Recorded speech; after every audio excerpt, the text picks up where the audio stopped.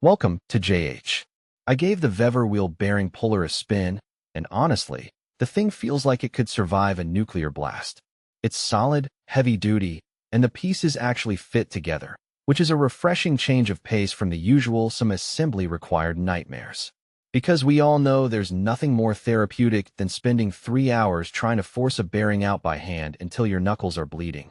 This tool made the whole process suspiciously smooth and controlled. It comes with a variety of attachments for different jobs, saving me more time than I usually waste looking for my missing 10mm socket.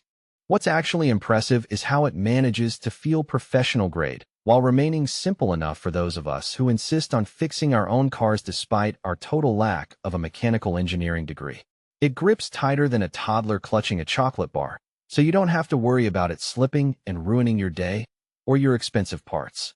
Overall, it's a reliable bit of kit that delivers consistent results and has officially earned its permanent spot in my garage. It finally turns those grueling repair jobs into something that doesn't make me want to sell the car for scrap metal.